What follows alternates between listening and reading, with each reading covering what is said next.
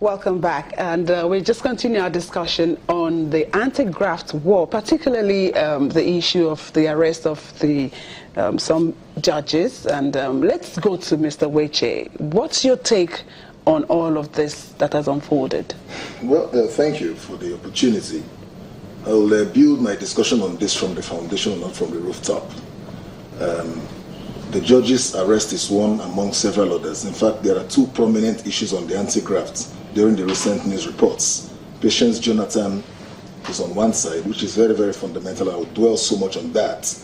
The judge's issue is one that raises a lot of question as to the intimidation of the bench, because if you look at the map, place these judges on the map as to the judgments they've delivered in the not too recent past, you see the analysis that judgments that have come from them have been against the government of the day.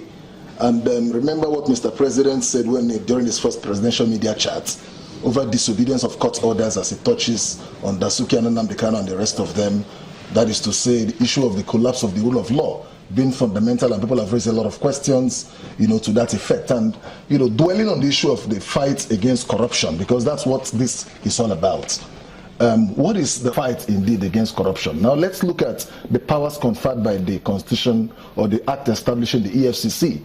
The Act's Section 6 of that Act states that the EFCC, that's Section 6B, that the EFCC shall have powers to cause an investigation to be conducted as to whether a person or organization's lifestyle justifies, his source of income. Now, what that law says is that you can investigate. Now, there is no such law that my inability or ability to explain how I made my money is punishable by an offense. Is an offense punishable by a particular act. And what that implies is that if, for instance, Patience Jonathan, being one of the major headline matters on the anti-graft war, has been reportedly taking custody of certain amounts of money, the job of the anti-graft agency is to establish that she stole that money, how she stole the money, and when she stole that money. The law under the common law practice is clear that he who alleges has onus of proof. There is no criminal, there is no such crime in Nigeria called unexplained wealth or illicit acquisition.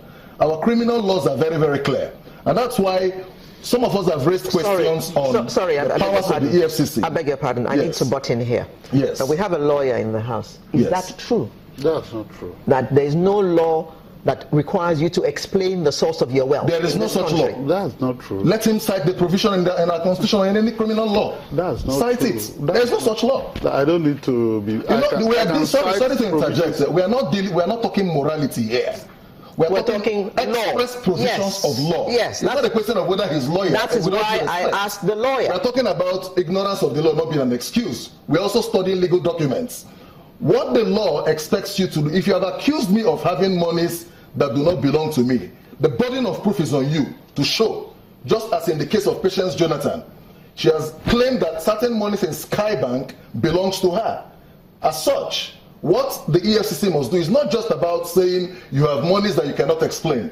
Show me. I am not under obligation under Nigerian criminal, and anybody is challenged to cite what provision of either the Constitution or the various criminal codes, or the Penal Code and EFCC Act, to say that the law in Nigeria limits the amount of money I have, or that having a particular amount of money amounts to an offense punishable by what act? If you accuse me of stealing, you must show how I stole that money. Mr. Weche, let me butt in again. Yes, go ahead. I know for a fact that the banks have notices saying that if you deposit an amount more than XYZ, they have a duty to report it to the central bank. No problem. And what is the reason for reporting that? You have to come and tell them, look, let me tell you what happened to me once. Go ahead.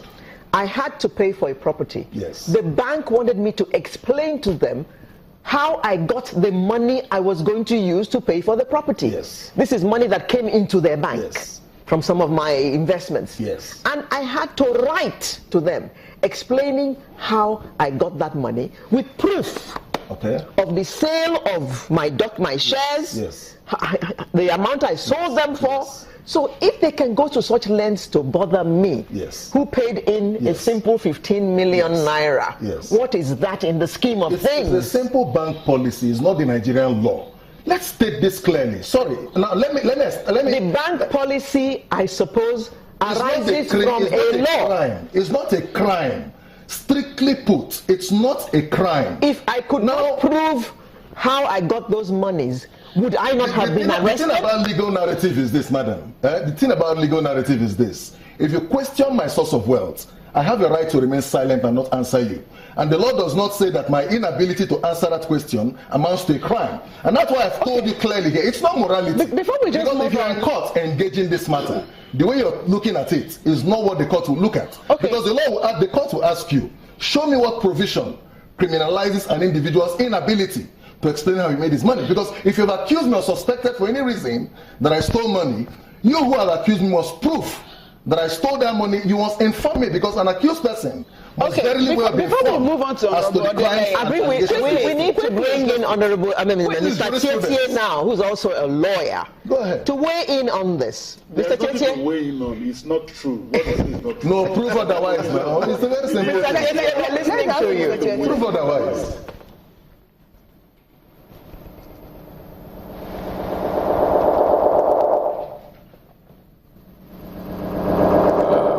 Under the forfeiture provisions of the EFCC Act, there is a provision that when there is reasonable suspicion that certain property, either financial property or real property, there is a reasonable suspicion that it's as a result of, it emanates from the proceeds of a crime, particularly money laundering or any other financial crime.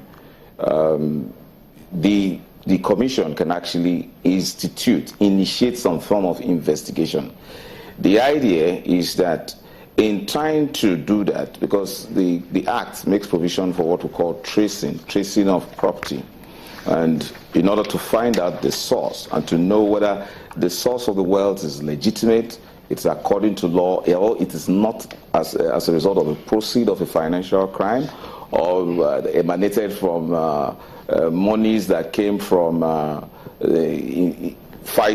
being involved in proliferation of arms, sale of arms, or trying to finance terrorism. That's actually the idea both in the EFCC Act and in the Money Laundering Act. So it's okay for the purpose of investigation. The EFCC actually is empowered to even go to the point of getting orders to freeze such accounts. Now, the question is, nobody is talking about the crime here, but we're talking about the process of trying to, investigate and find the source of wealth. Now, I think I want to localize this. I really wish I spoke much to the issue of the arrest of the judges, which I think wasn't the duty of the DSS in any way. The DSS had no business to do that. The execution of search warrants, if you must understand something clearly. In EFCC, in terms of staffing, has some measure of preference for the police force. And there is a reason why the Act contemplated that. The reason is, you find that the police has been involved in law enforcement over the years. Many, in fact, from the exception of our country. You discover, even till date, hardly would you hear that there is one form of hulabaloo in the enforcement of a ordinary search warrant, whether high or low or mighty. You never hear such things regarding the police or even the EFCC. I'm talking about regarding the search warrant, because my learned senior there should know that in citing the Administration of Criminal Justice Act with regards to search warrants, even before you go to the magistrate to obtain a search warrant, what you do, you must have it in mind, the property, the items, the exhibit, the pieces of evidence that you're looking for while you're deposing to that affidavit before the magistrate. And then, the most important thing of all, and that's where the police have been so masterful, and that's what they had transferred to the EFCC, is that you execute the search warrant in such a way that the person you are searching or the property you are searching, the person should have the opportunity to see to it the list of property or the list of exhibits or the list of evidence or the list of property